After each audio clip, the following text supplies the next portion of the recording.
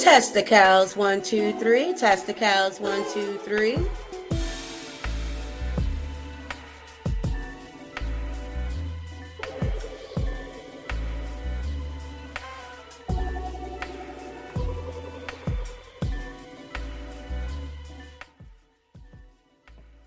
Hey, what's going on, YouTube land?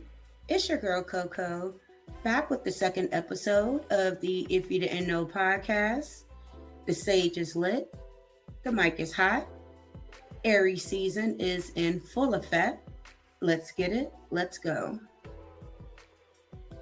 On today's episode, we'll be chopping it up about owning who we are. Do you know who you are? And if you know who you are, have you owned it? These are important questions that we need to be asking ourselves moving forward as we come into the village. Do you know who you are? And have you owned it? Owning who you are, it does take courage and some integrity. Well, lots of integrity and lots of courage. Embracing who you are, flaws and all. Embracing your uniqueness and your quirkiness. That means giving up self-judgment and criticisms and embracing yourself with compassion. How many of us can honestly say that we're doing that? I know me personally, I'm definitely not doing that. I judge myself very harshly. I am definitely my, best cheerleader and my worst cheerleader, if that makes any sense. But knowing who we are empowers us to effectively communicate our needs, our wants, and our desires. Knowing who we are helps those that are genuine and their connections with us gravitate towards us. So know yourself. The best thing that we can do is know exactly who we are so no one else can tell us about ourselves. That's one thing I seriously dislike, is someone who comes into my life and tries to tell me who I am when I have a clear understanding of who that is. Now, whether you choose to listen in regards to what is being said to you, that is a you problem. But if you are clear in who you are and you can effectively communicate that to the individual that you're speaking to, and that is not being accepted, then that is probably not the right tribe and or person you need to be dealing with.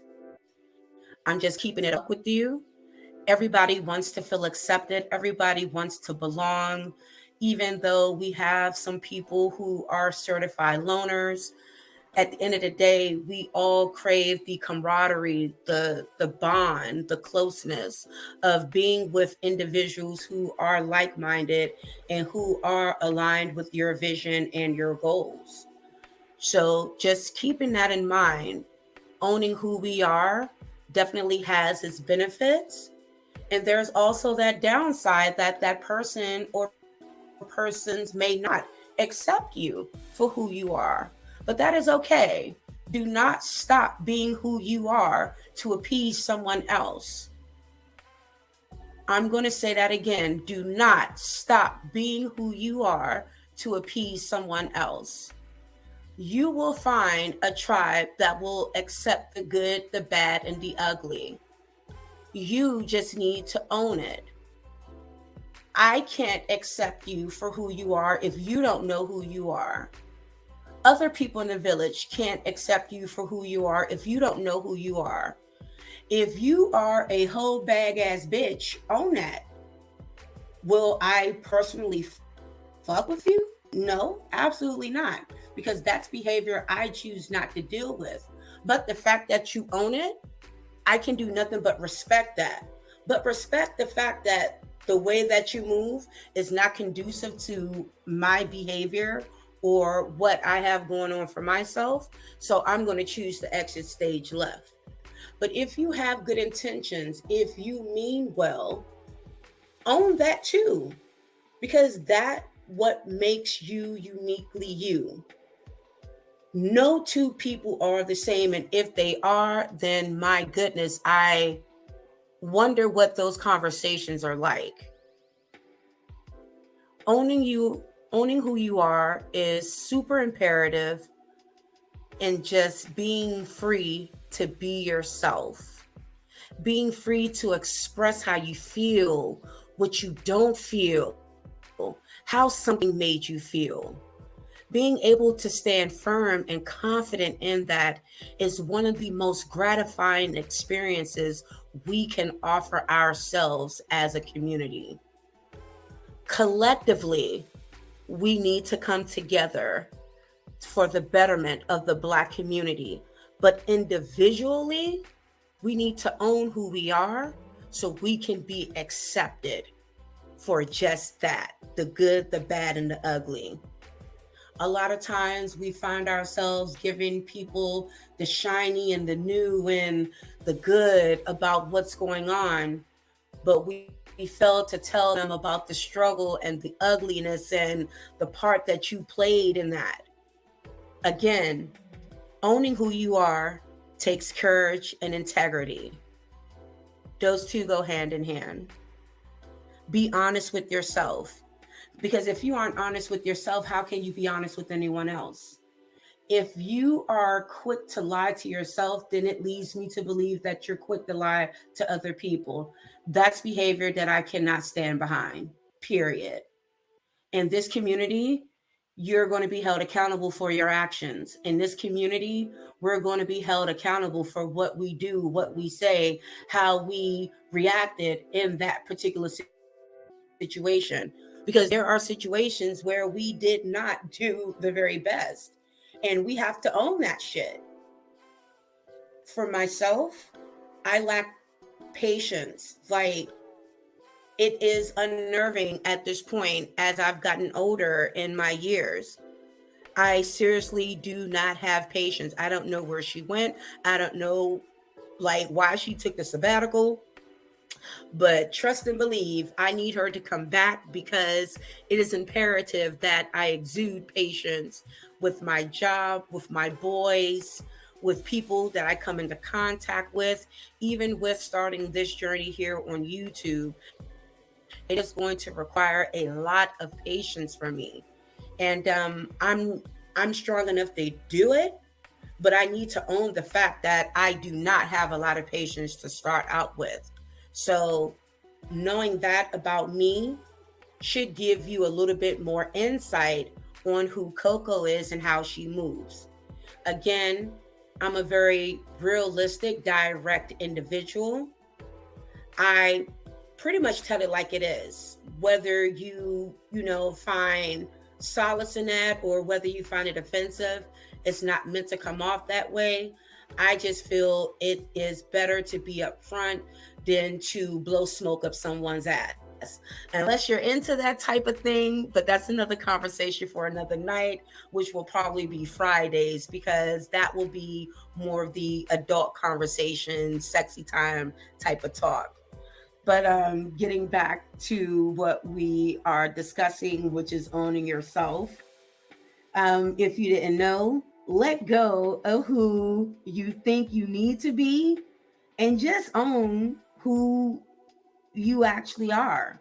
Like, if you still own that shit, if you out here hoeing in these streets, own that.